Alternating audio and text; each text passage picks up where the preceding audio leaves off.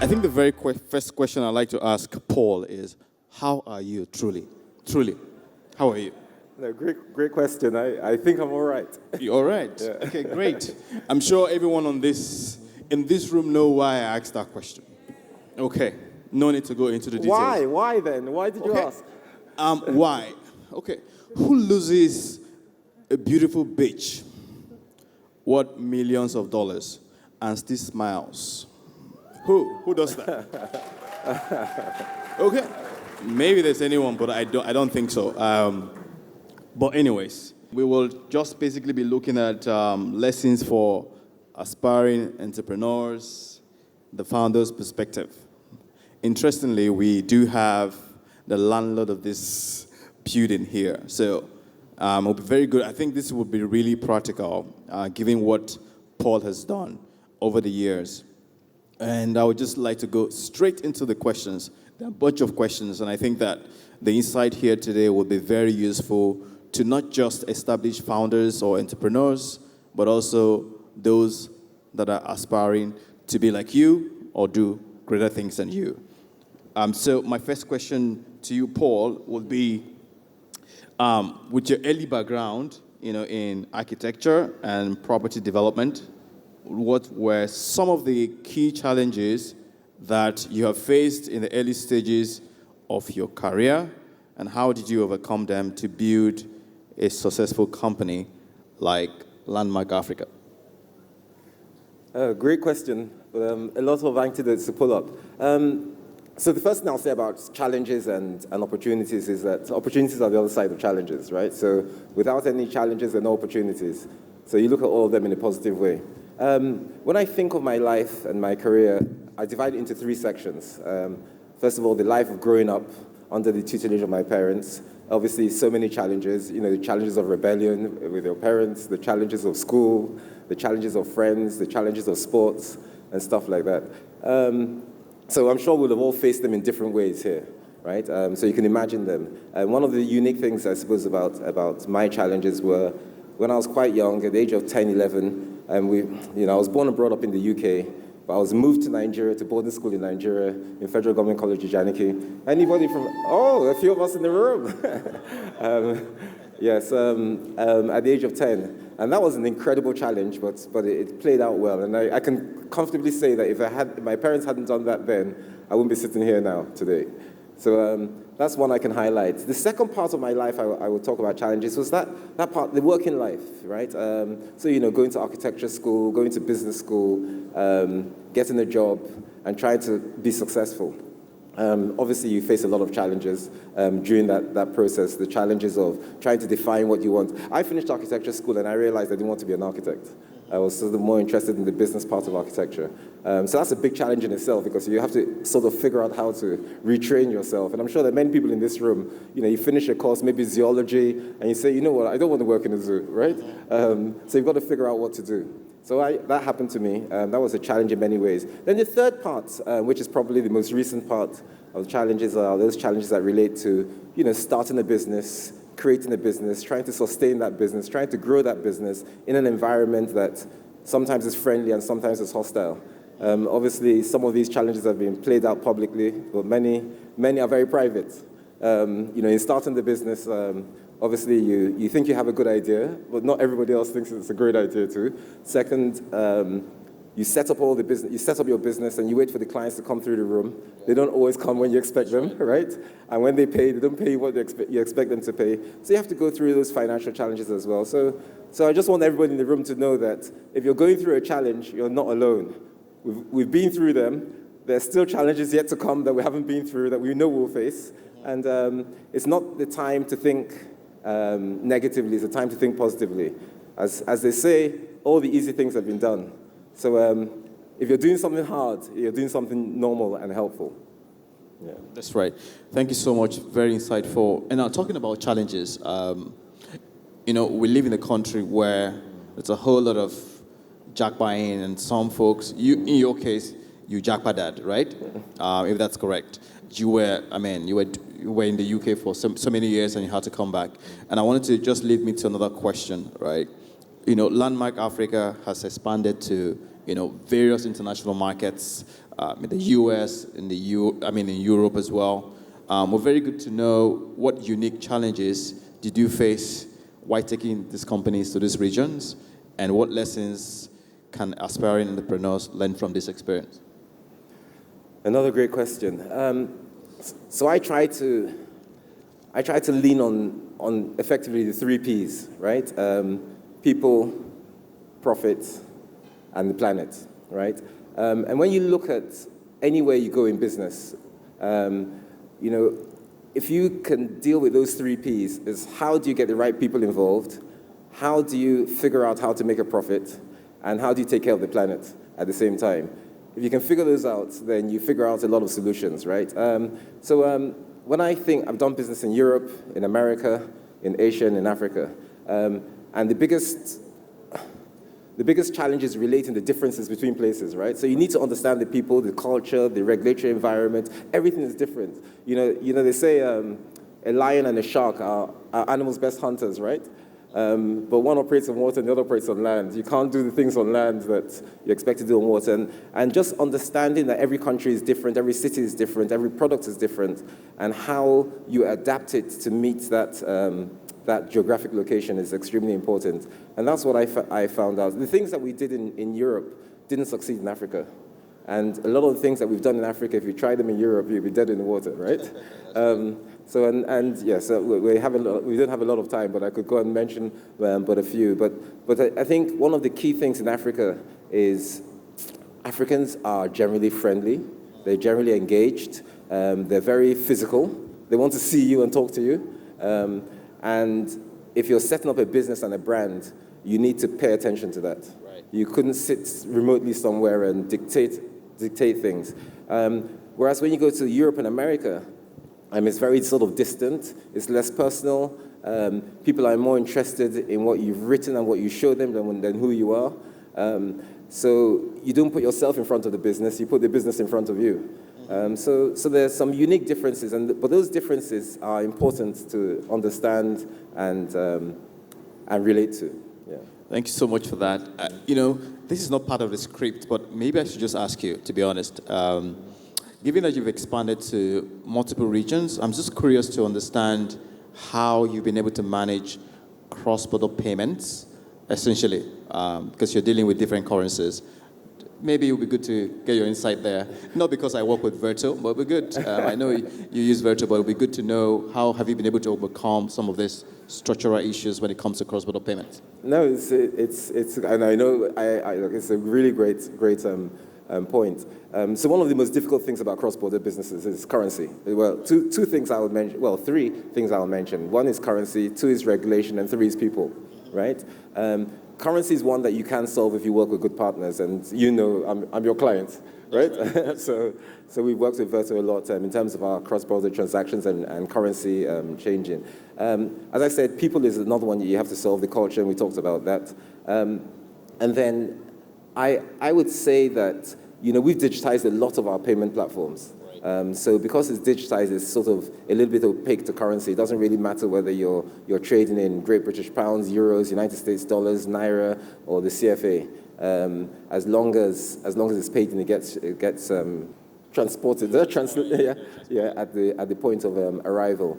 But as the world progresses and as digitization progresses, I was just joking with Ifeanyi on the stage here that people like me have to learn a lot more about digitization, especially as it relates to currency and transactions. We're trying our best. That our Landmark Citizens app, as you probably know, we've had over 1.5 million transactions on it in such a short period of time. Okay. So that in itself is a great help. Just removing cash from one's pocket is always a good help. Okay, that's quite helpful. Thanks a lot for that. Now, away from businesses that you manage, but I'm also curious about the things you do at Lions Den, right? You do a lot there, and I want to just ask you this question: how do you balance the mindset, of an operator, with that of a mentor or an investor, right? And what can aspiring founders learn from developing both perspectives early on? Yeah, so I think the biggest difference between an operator and an investor. An operator, you need to be relentless about execution. It's all about execution. As an investor, you need to understand that it's a good idea. It solves the problems of masses. It's scalable, it's sustainable, and it's going to make some money, right?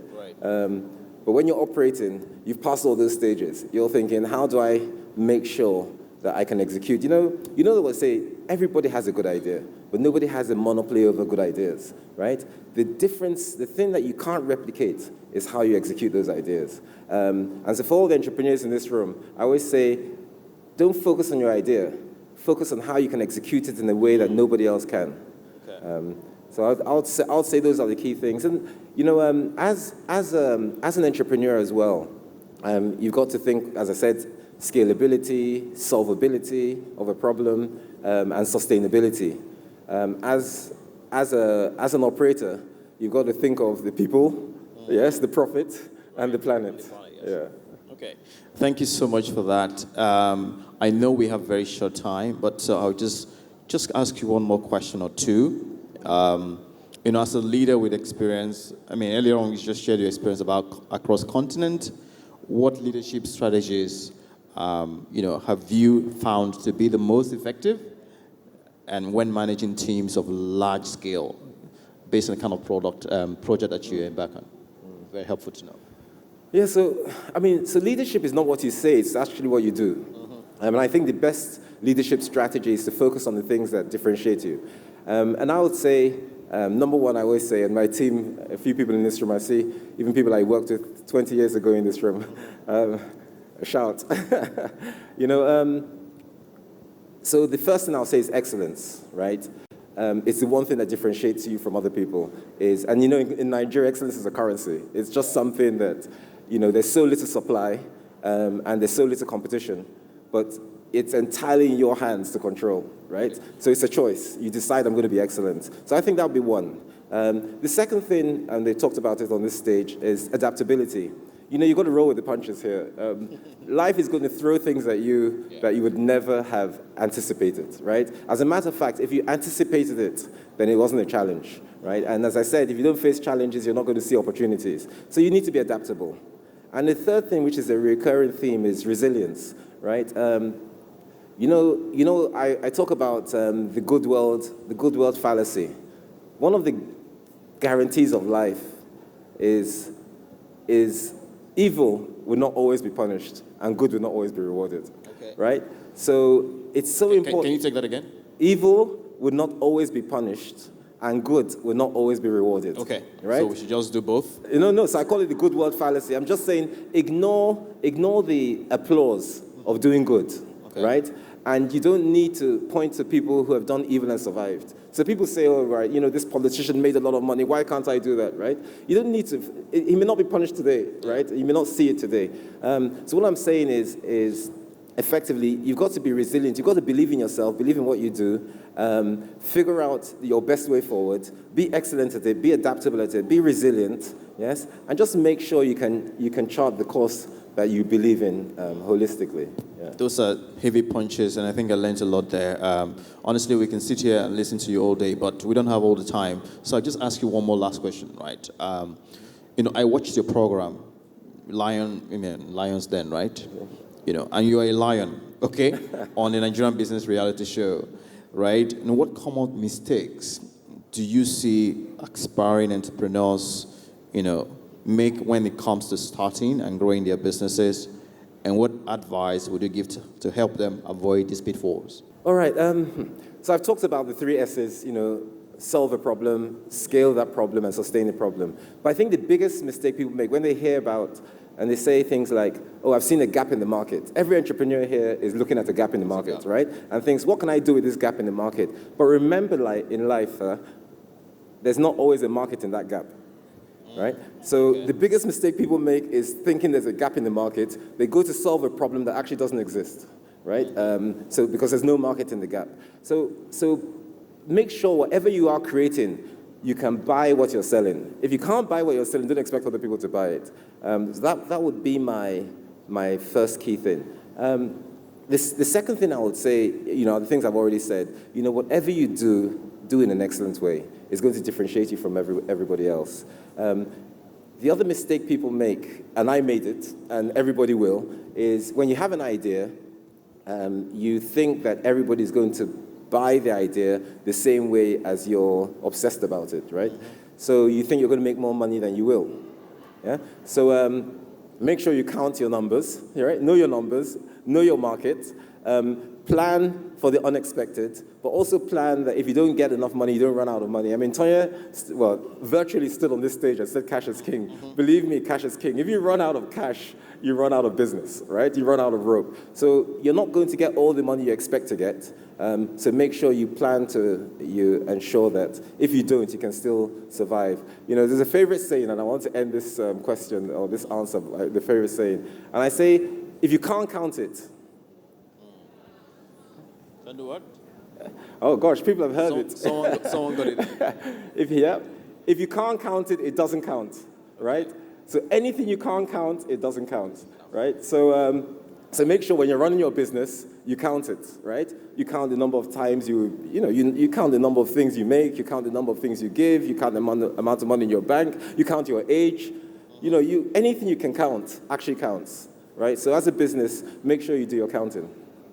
Thank you so much. And please, can we give him a round of applause, please? This is very inspiring. Yeah. I think the time is up, but maybe the video of this will be available for everyone else to view. But thank you so much for your time. Awesome. Thank you. We are going to go into audience Q&A. Again, only 2 questions. So I don't know that if it doesn't count or if it doesn't count, it doesn't count. You know, you gave us sand, you gave us sun. Can you count the sand? Can you count the sun? But yes, it counted for us. So. But we counted the people that came. Okay, that's a good one. All right, nice one. Any questions? Okay, good. We have a question here. Okay, thank you, Paul, for that brilliant speech. So my question is really around how you navigated those turbulent times, because honestly, the way, we all saw you in the news, you were smiling. I don't know if that was just packaging, but, you look like you were dealing with it. So, how do you navigate those things? Because as an entrepreneur, doing business in Nigeria is really not easy. I mean, doing business anywhere is not easy. It's quite lonely, and you have to continually overcome obstacles consistently all the time. So how do you stay positive in that? That's a bit of a general question. It's just your insights on that, just for a young entrepreneur like myself. Well, as I said earlier, all the easy things have been done. If you don't face challenges, you won't have opportunities. So you've got to look at challenges in a positive way. And as I say, necessity is the mother of invention. So every time you have a challenge, right, and you're finding a solution, you're going to have to invent, right, unless that challenge has been seen before, right? So my mom used to say, don't put all your eggs in one basket, right? But I learned in this business that I do exactly the opposite. I put all my eggs in one basket, but I watch that basket carefully, right? So anything that happens, take it on the chin, roll with the punches, and let that be the thing that spurs you on to do something bigger, better, and greater. And look, I'm not going to hide behind anything. We know what happened here. We've faced a lot of challenges in life and in Landmark. People don't talk about the COVID challenge, and I'm sure everybody here was affected one way or the other. We were affected greatly. Can you imagine? COVID preached for people to stay apart. Our entire business was about bringing people together. So for almost 12 months, we didn't earn a penny in this place, right? But, we had huge foreign exchange loans to pay. Followed straight after the COVID crisis was the foreign exchange crisis, right? So, we had a $30 million debt, people knocking on our doors. We couldn't convert the money to Naira to dollars. We didn't even have the Naira anymore, right? So those are challenges, right? But, the opportunity of that, and then obviously the thing that we used to pay the loans down had to give way to the highway, right? You can see I hesitate a bit, right? But so look, these are challenges of immense proportions, right? But you know that we were the most visited destination on the West African coast before the demolition of the beach, and it has given us the impetus in our team to try to build something not just bigger and better, but a lot more sustainable. And it's given us the idea to geographically diversify as well. So these challenges have brought so many good things. I mean, I'm pleased to say that we probably earned more money in the last year than we did in the previous year, despite the demolition of the beach.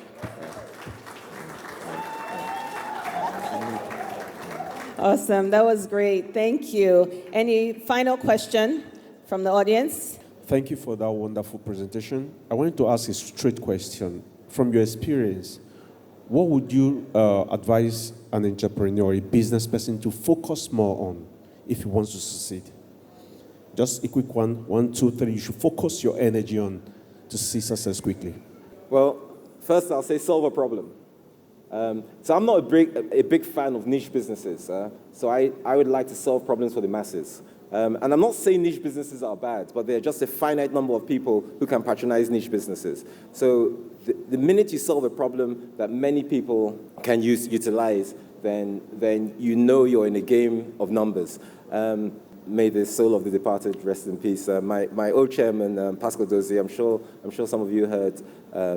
We lost him a few days ago. But he used to say this to me all the time. He says, look, he's a big fan of businesses that make money every day.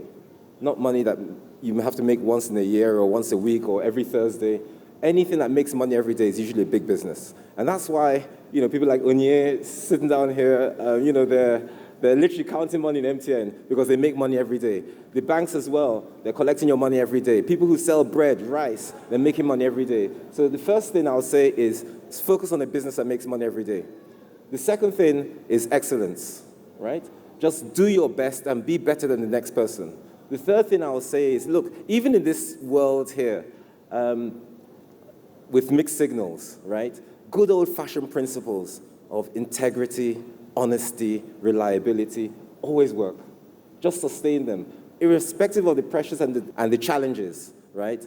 Honesty, integrity, responsibility. As I say, responsibility is the, there was a quote I was trying to remember. I can barely remember it, but it goes something like this. Opportunity, yes, is the answer to responsibility, right? So once you're responsible about something, you have opportunity to progress it. And then lastly, I would say, as an entrepreneur, and I have this saying on my wall, it sits right behind me. Every time you walk into my office, you see it, right? If you want something you've never had, you've got to be prepared to do something you've never done.